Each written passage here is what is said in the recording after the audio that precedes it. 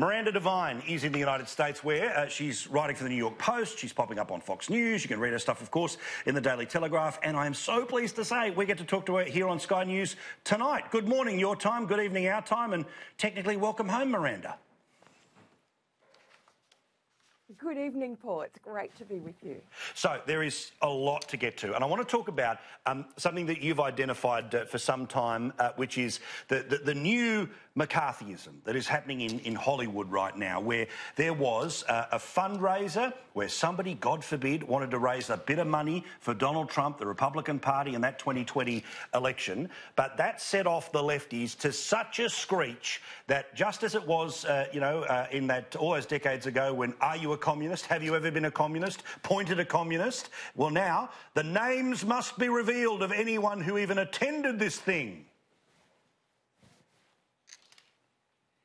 I know, it is really quite scary that mainstream celebrities like Will and Grace stars Deborah Messing and Eric McCormack just have this kind of arrogance in their instincts that they come out and they say, well, there is this Trump fundraiser going on in Beverly Hills in next month in Emmy Week, and anyone who goes there, we want to know their names because we want to put them on a blacklist so we don't have to work with them.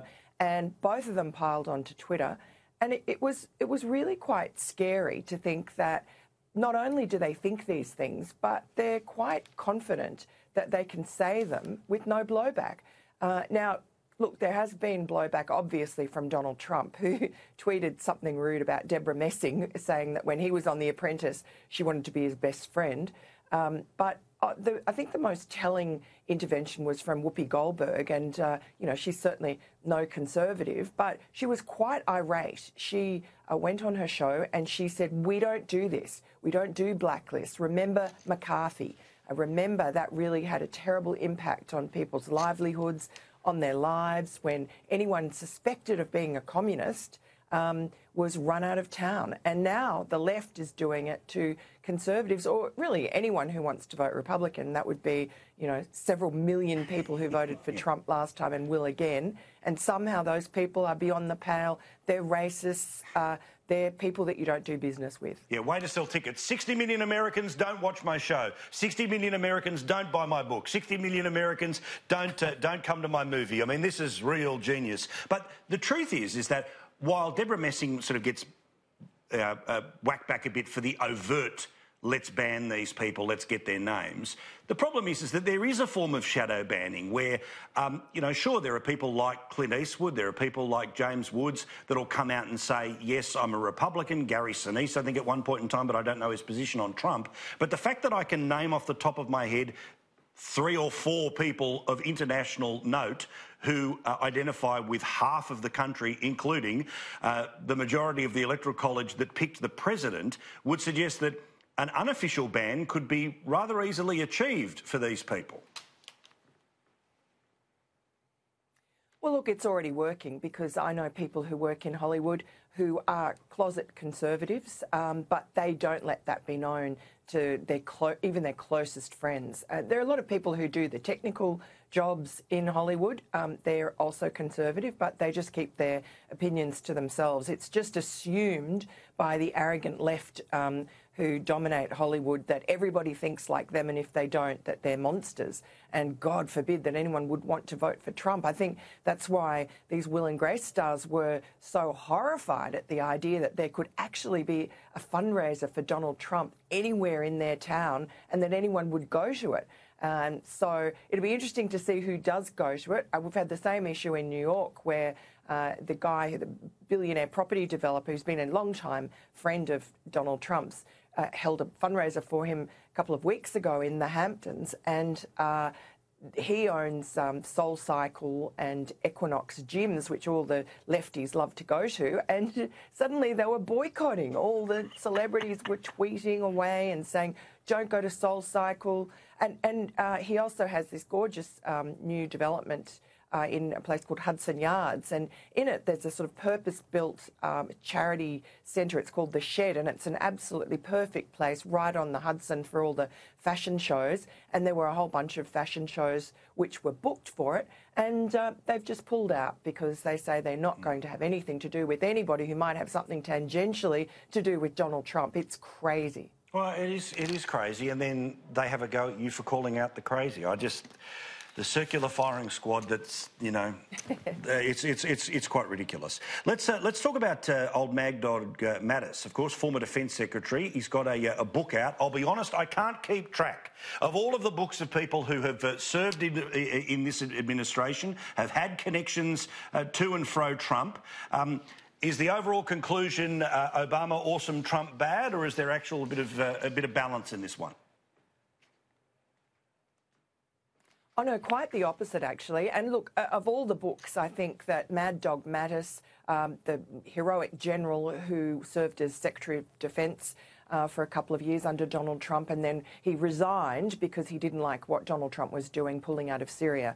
But look, this book, he only mentions Donald Trump just briefly in the very beginning because he's a proper person, and he has a policy of not writing anything about a sitting president, whether positive or negative. But he's written the book really as a sort of a treatise in leadership because he's held so many important leadership roles. And he talks about President Obama in a very negative way because what he says is that when he gave President Obama very strong advice not to pull out of Iraq precipitously, but both Obama and by Joe Biden, who wants to now be the Democratic candidate for president, they both just ignored any military advice and said, no, we're pulling out no matter what. And, of course, that began or empowered ISIS. And you saw the disaster that happened then in Iraq and then later in Syria. And also he criticises Obama for saying back in 2012, remember his immortal line when President Obama said, there is a red line beyond which no one can cross. There will be consequences if the dictator Assad uses chemical weapons. And then, of course, Assad used chemical weapons, killed hundreds of his own people, and President Obama did exactly nothing. And Mattis said that was catastrophic for America's standing, especially with its allies. And he has a great line in the book where he says he got a phone call from one of his Pacific nation sort of compatriots, maybe Australia, who knows, saying, well, I guess we're now on our own. Now, I thought you nailed this in your piece yesterday in the New York Post. People can find that online. We'll put a link up to it on our Facebook page, which is about the unfairness of the overall treatment towards the First Lady. And yet again, somebody's out there trying to compare, and particularly unfavourably, Melania Trump. How dare she not be Michelle Obama? Yeah, look, it's very unfair, the treatment about Melania Trump. She never puts a foot wrong. You saw just at the G7 in France last week how elegant she always looked and how sparkling and engaging she was with the other world leaders and their spouses. And, you know, she speaks 5 languages, so she was effortlessly communicating with the other First Ladies, particularly with Emmanuel Macron's wife, Brigitte. And they all got on so well that she was holding hands with Brigitte Macron on a Biarritz beach and, you know, kissing Justin Trudeau so enthusiastically that people were saying that she was coming on to him because she can't win. And there's this new book out by some Boston academic comparing Michelle Obama with Melania Trump. It's unfair from the start because, of course, Melania Trump's only halfway through the first term, whereas Michelle Obama had 2 terms. And while Michelle Obama did get smashed up on Twitter a fair bit by, you know, these marginal creeps that sniff around the sewer of Twitter, in the mainstream media, she was feted. She was on the cover of Vogue magazine and so on.